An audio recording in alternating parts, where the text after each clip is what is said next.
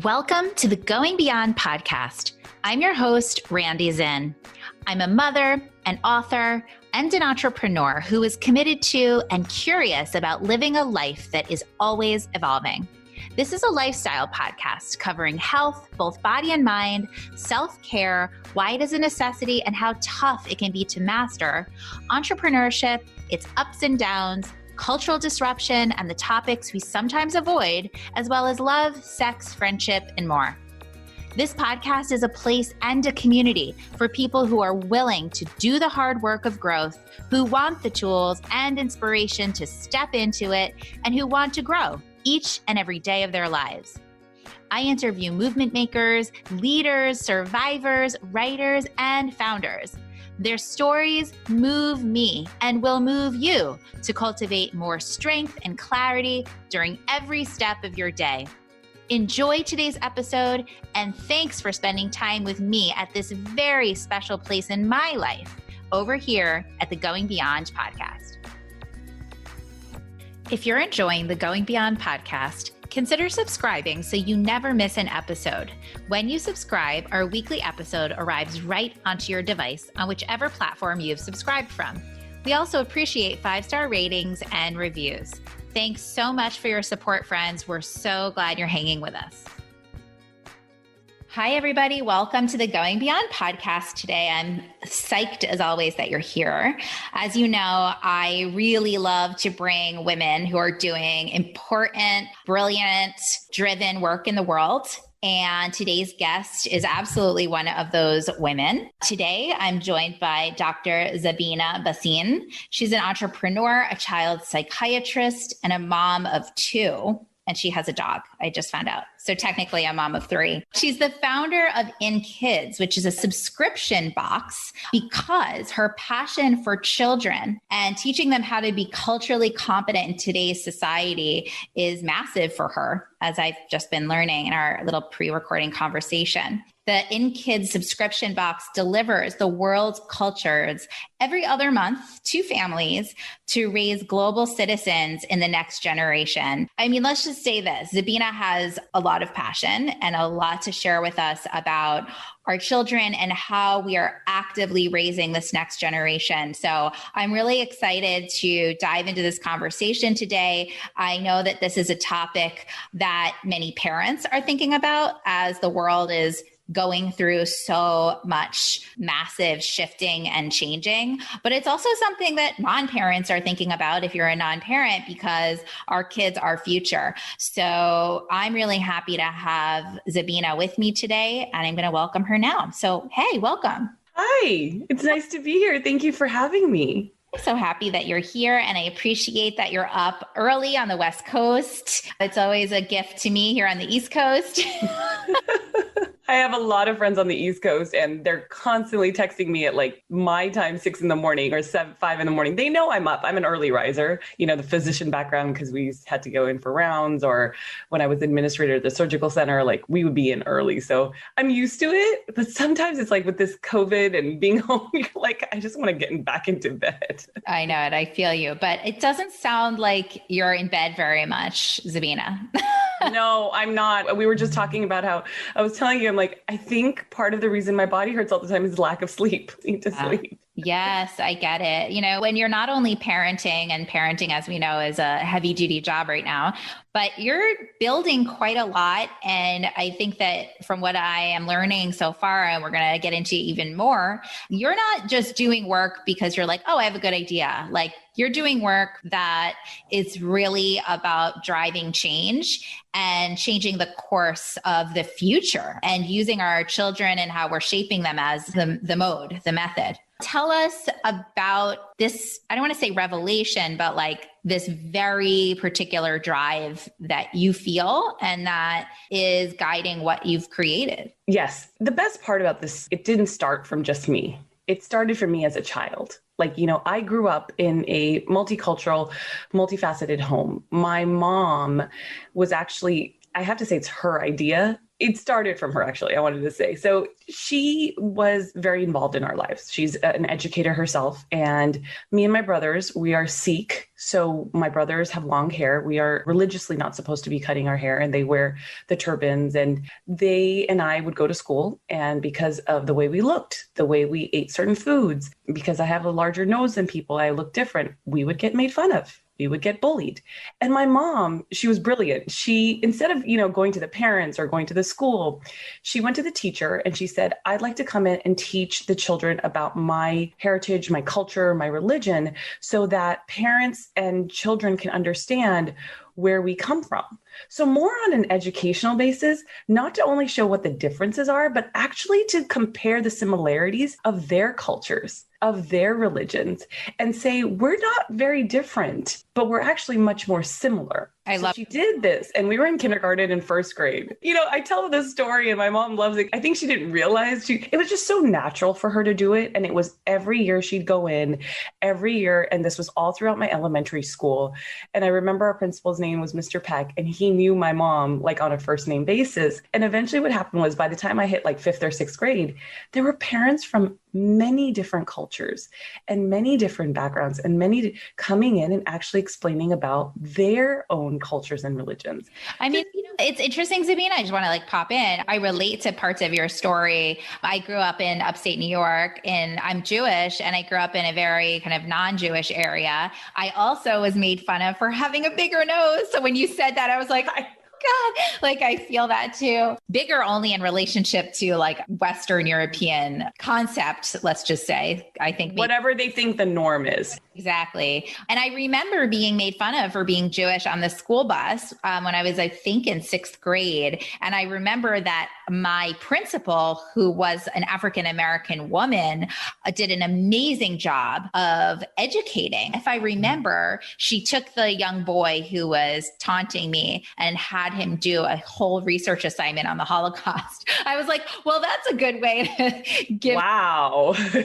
That's a little bit less loving as your mom's approach. However, I think it does come back to the point that if you start young with some education, then you're already stepping onto a better path. And that's exactly where In KidZ came from. It comes from that background of me seeing my mom, understanding the child's psychiatry, the brain development, and understanding the fact that as young as 19 months, all the way up to about 6, 7 years old, our children in those age groups can be molded, can be educated. You can give them the pieces they need to understand what we need to teach them to be better individuals, better human beings, and then eventually better adults.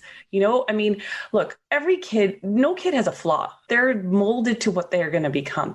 They're understanding, they're watching us, they're mimicking us. We as parents, aunts, uncles, grandparents, these young children just watch us. And then they see what we do and they mimic us. That's the whole reason we have to educate ourselves to then educate them. In any part of it, and culture and understanding everybody else who they are is really important behind that. It truly is. So this was how you were shaped. Yes. You saw growing up and what you experienced directly. So then at some point, something moved. I had my kids. That's really what happened. That was the thing. That was the thing.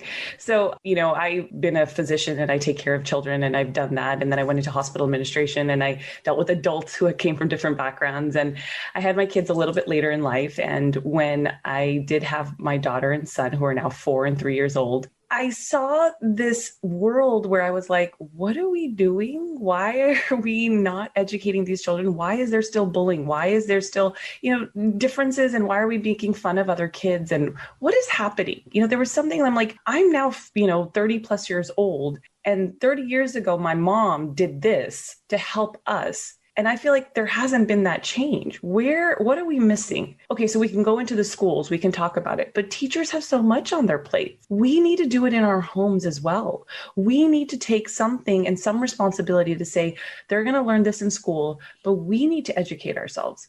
And, before COVID, travel was great. There were so many parents who wanted to take their kids all over the world. And I was like, I want to do that as well. But it happened. COVID happened. And I sat down pre-COVID and said, I want to make sure we can take something into our homes and teach our children about culture. There's amazing things out there that we can teach about geography in school. We can teach about the world. But where are we teaching our children about culture and traditions that other people celebrate, or something that means something to another child, and they can go back and look at that child and say, hey, oh, I know that. I learned that. I understand that. And instead of being made fun of or discriminating or making sure that other child doesn't feel good, you celebrate with them. So we're not only looking at their differences, but then now we're going to compare it to our similarities. So you're Jewish, I'm Indian. Do you know there's a lot of cultural similarities we actually have? Aware of that, having Indian friends, like we've always commiserated that there's just so many similarities. It's the way we've been raised. It's the way our mothers have taught us things. It's the way our fathers have taught us things. And if it's not traditional, but it's cultural, and there's so many, it's just, we have different languages, we have different foods, but we have different countries that our ancestors are from, but we're really very much similar. So, there's so many movies out there and so many books out there, so many cartoons out there, which I love, that represent different cultures, that my children themselves are like, oh, we want to see this because we understand this now. And, we're talking about this, or there's these foods. They're actually experiencing it through food as well. My friend, she's El Salvadorian, and she's been actually bringing food over here, and I take Indian food over there. So it's like that mix, Our tia is Guatemalan, and she's constantly making food from all over Latin America, and the kids are experiencing that. I don't think if I actually took that effort and time to say, let's experience these different things, they wouldn't understand what the other person is. So my daughter actually recognizes that now. She watches these cartoons on Disney Junior now that I am so impressed with.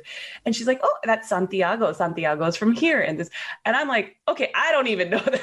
I'm like, good for you, Imara. Yeah. But that's the importance of why I wanted to start In KidZ and why the culture boxes came to about. We take one country, one culture, and one tradition at a time. And through my research and experiences, and the ambassadors and the educators and the psychologists that I'm working with from these countries, or who represent these countries, or who have been raised from this culture, there is so many cultures and traditions in every country. So when you think of India, you think of, one or two, or you think of Israel. There's actually so many dialects, so many, different traditions that are celebrated in different ways also. And that's really How do you choose what you focus on and how you deliver an experience per box? Because we launched this year, and we launched literally 2 weeks before COVID, it started with me. It started with me as an Indian, and then the surrounding people around us. Because I choose parent ambassadors, because look, we had Turkey. I know nothing about Turkey. I had to bring a parent ambassador who was from that country or was raised in that culture and tradition. And it was a friend of mine whose son goes to school with my daughter. And that's really what we started with initially. Now, going into 2021, planning the year out, and planning 2022, we're going with what we see that the children in the world need in the representations of the different traditions of the world. And then we go out and find parent ambassadors. And that's what we've done till now. So we started with India. We chose some friends of ours who were in the education background or psychology from those countries. We did Turkey. Then we did the America box, which was actually something very personal to me. The America box came from where we were in this world today, which was when the Black Lives Matter situation started. And it wasn't political. Okay, my daughter's seeing something on TV. I have a psychologist sister-in-law who is a high school psychologist, and she's African-American. She's married to my older brother. They have 3 boys who are bicultural, bireligious. They have this whole life. And I called her up and I was like, how are the boys?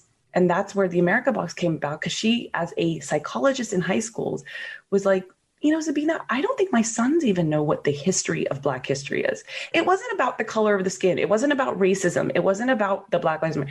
It was about something happening in the world that I thought, children need to know more about what we learn from what they teach us in school in February only, which is Black History Month. It was bigger than that. Totally vibing you, because I also have a biracial household. My kids are mixed. And so I very much vibe with your sentiment that children need to be taught like a more valid history. Like whatever is happening in school is not the complete picture, as we now know.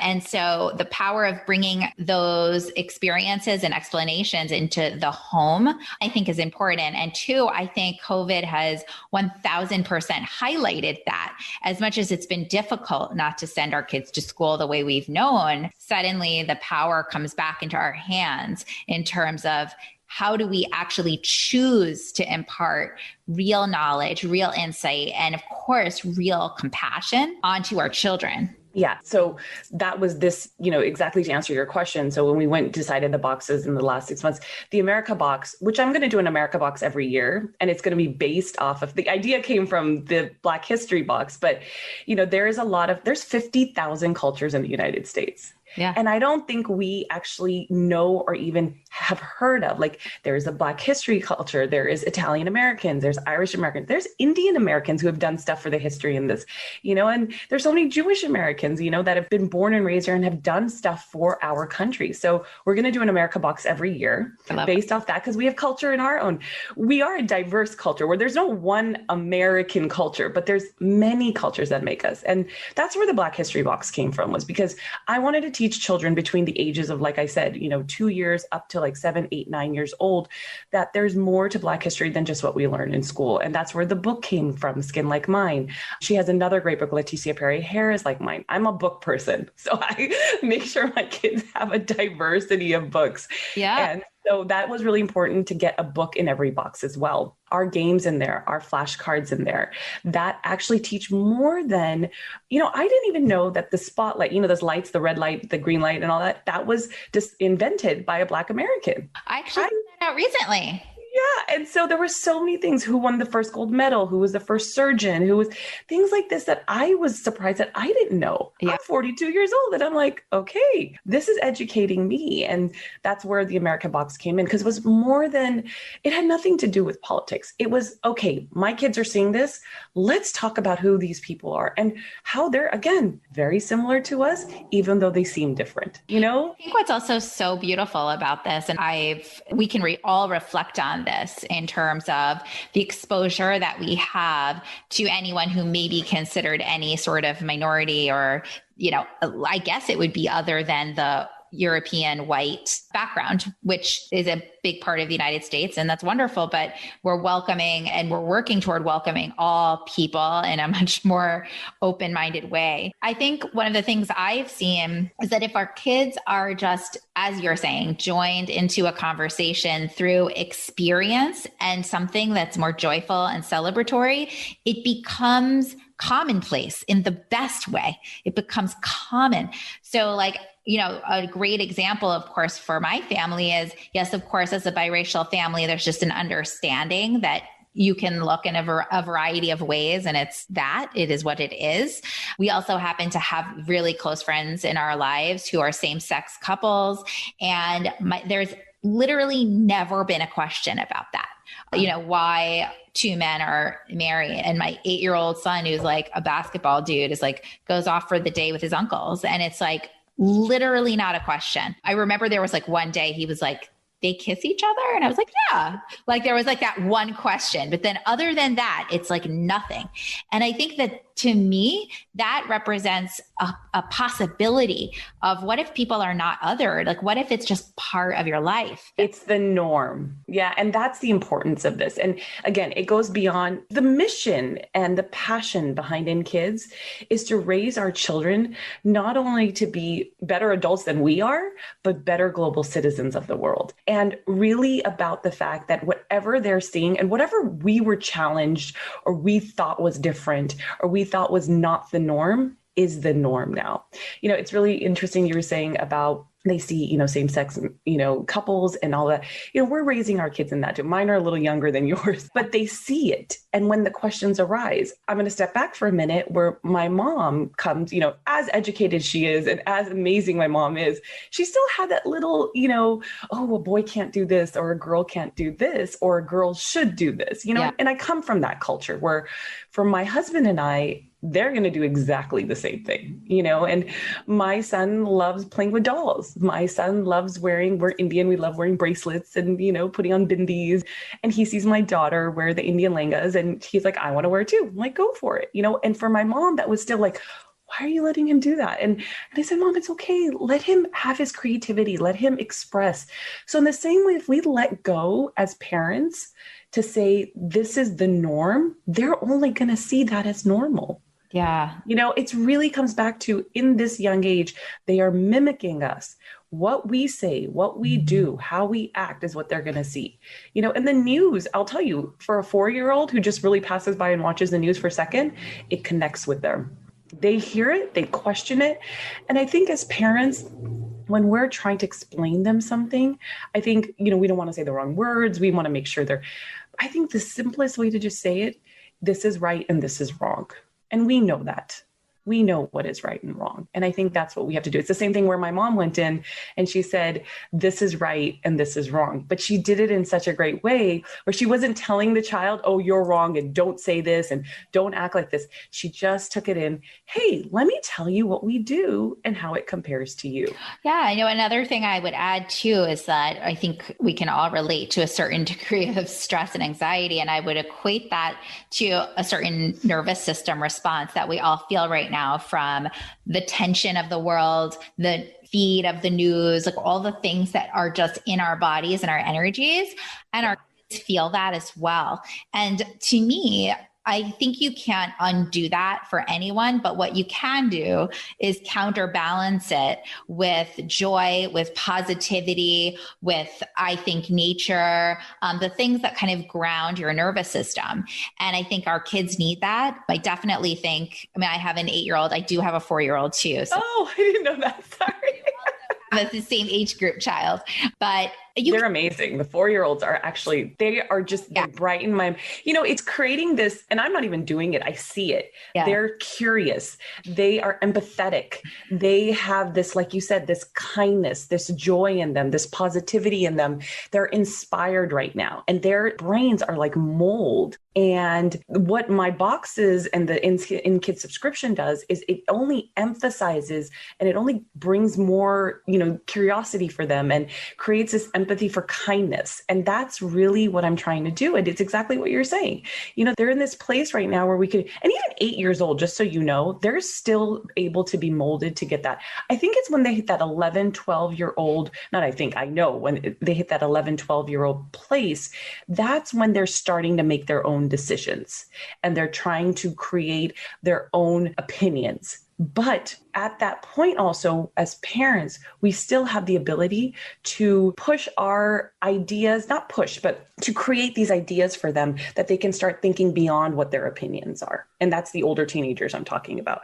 My goal was in the 19 months to about 9 to 10 years old is where I usually push. I keep saying push. I don't want to say that word. It's early in the morning, ladies here. So I want to give these ideas and these boxes so they can have this ability to create this curiosity for these children. I really love, and I always just speaking to who you are, I always find it so fascinating how women, particularly I notice, because I speak to a lot of women and they're like late 30s into their early 40s. I'm also in my early 40s. Like you start to create things in the world that are truly, truly a fusion of these many parts of you. And I love that what you've created, it is a fusion of your medical knowledge and, your practice in your career, plus being a mother, plus being raised as a Sikh and like where you're raised. I just think it's a beautiful mix of all of these parts of you. I think that's really exciting. Well, and that's the important parts. Well, number one, kids have always been important to me. I think as a child, also, my dad used to say, why do you want to do medicine? And I said, I wanted to help children. I didn't know I was going to go into child therapy. I thought I was going to be a pediatrician. But overall, kids have always been an important, whether they're mine or somebody else's, I've always wanted to work for the next generation because I know that's where our world is going to become a better place. That's where I know kids have an opportunity to give back and us to give back to them. and that's where what we're trying to do is with In KidZ. In KidZ is starting with just culture boxes. Our mission is to create these amazing human beings and amazing adults so they can just progress and make our world better when we're not around. And that's what I want to make sure happens. It gives me a lot of hope, Zabina. I mean, and hope is definitely what we need right now. Yes, it is. It is. That's the other reason I have another organization that I've created and I've worked for. Happy Her was our original foundation that we created. I co-founded with another friend of mine.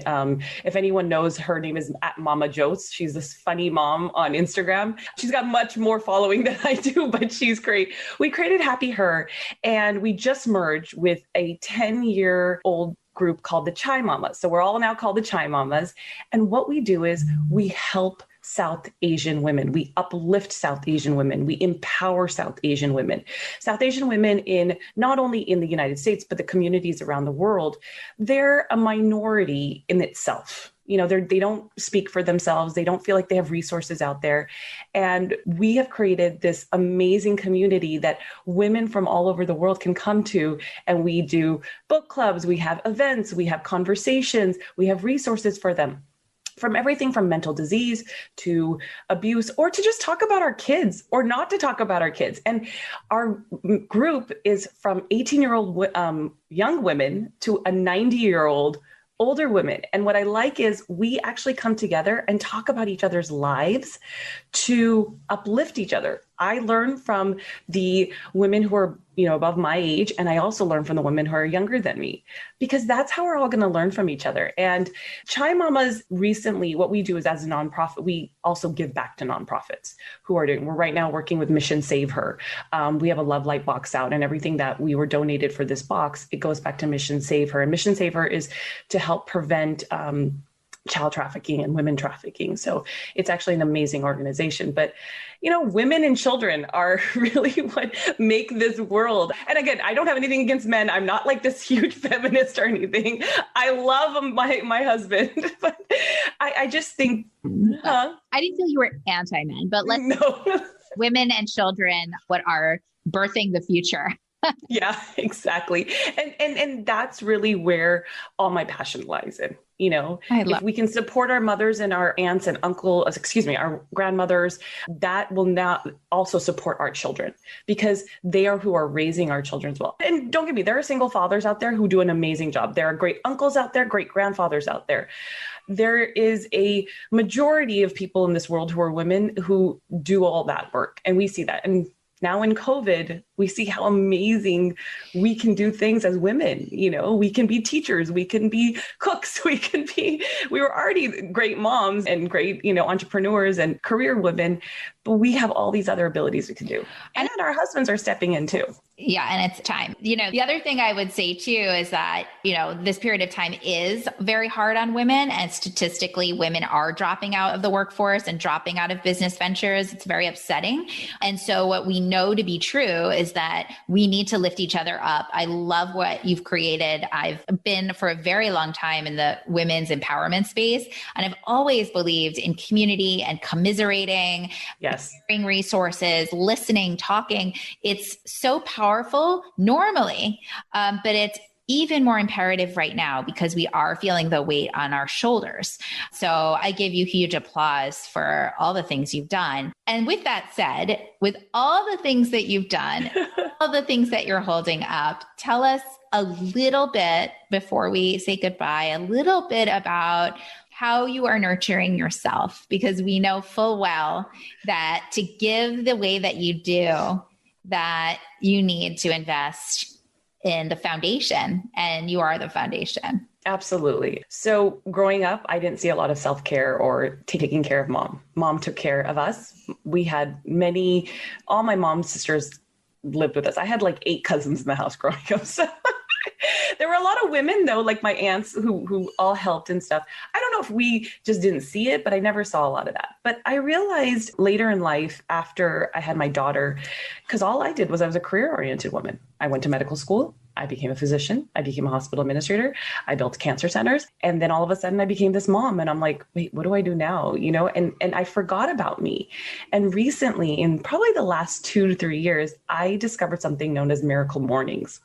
So I am an early riser, and I'm all about getting up in the morning. So I thought, okay, so now I have kids and I'm creating this amazing empire for In KidZ and doing all these great things.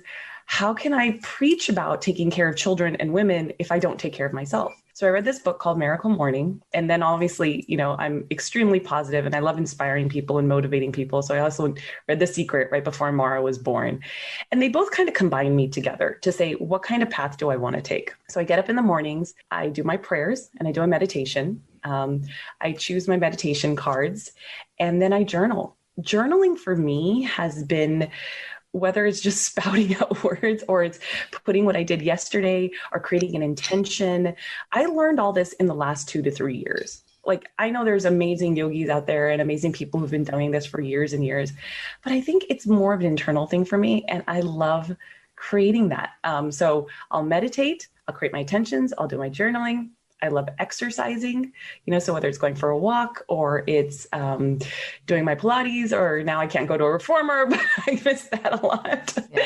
So it's that. I really do that. And then I create a self-care beauty day, which is, doing my masks. I will say I was that woman who liked to go get my nails done, get my massages and go get a facial, but I'm learning to do it for myself. My husband's very excited because he's like, you save so much money, but I'm learning to, and it's actually great because I just had my daughter tell me she'd like to get a journal.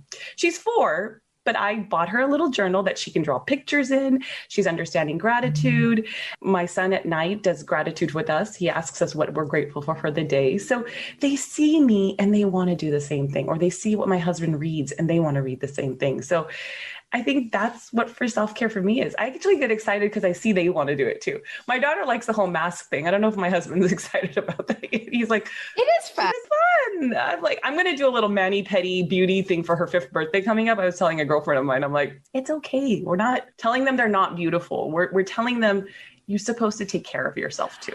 Someone once said to me, she was a pretty well-known spiritual teacher, and I was at an event and this woman wore the most gorgeous dresses and I just couldn't get my eyes off them.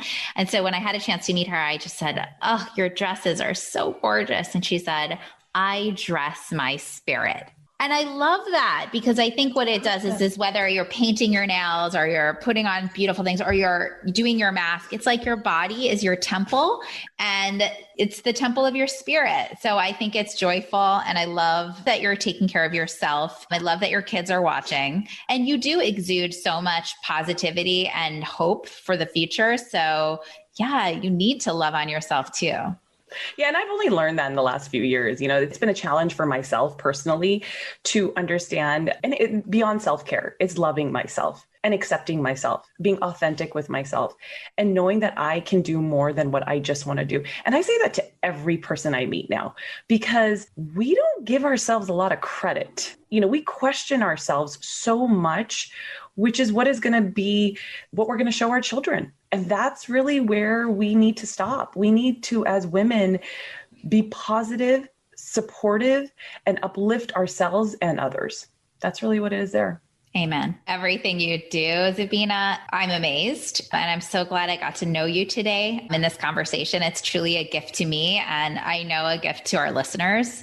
But before we go, do tell everybody where to find the box and where to find you, whether that's website, social media. Give us the scoop. Okay, so In KidZ itself, the website is www.inkidz, and Z comes from my name because that's my nickname, .com. And we have our social media, which is at In KidZ Co. So I'm sorry, let me do the website one more time. It's inkidzco.com. The social media is also at In KidZ Co. My personal social media is at Zabina, it's spelled Zabina _Bhasin, Bhasin. And go now. We have some great deals on our subscriptions. We have an annual subscription, which is the best deal. We have sibling subscriptions. So let's say a parent has like 3 kids and they don't want to buy 3 boxes. I actually have created a process where you could buy 1 annual subscription and do add-ons for your kids of the other ages. So not every parent needs 3 crayons. They need maybe 2 coloring books and another extra, flashcards. So that's what we've created for the sibling subscription. So you could buy an annual and then just put the ages of your kids kids.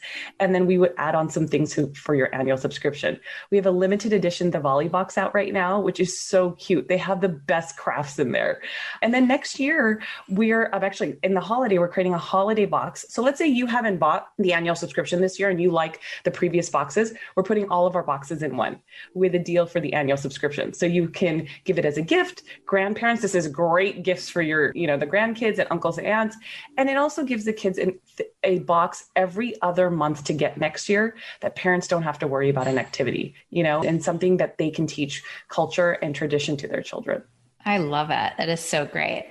Dr. Zabina, thank you so much for being with me today. I'm really honored. Thank you. I'm really happy to be here. And thank you, Randi. I feel like I have this connection with you, just what you do. And I'm so excited because I'm really excited to be part of your group and your membership. And I want to be really involved as much as I can. I think you're doing a great job. Thank you so much. You're in. Anyone who feels the vibe is in. So there's really nothing else required. So I'm so glad you feel that way. And I'm thrilled to have you part of the circle.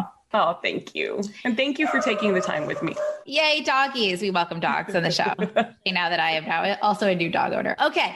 All right. Thank you everyone for hanging out with Zabina and I today. We really enjoyed this conversation, as you can hear, and I'm sure you enjoyed it too. Share it with friends who are looking for great ways to provide support, knowledge, positivity, culture to their kids. I agree. Great holiday gifting. I'm going to be looking at that. And yeah, I think we're all looking for the good juju and the good vibe these days. So enjoy, take care, and see you soon.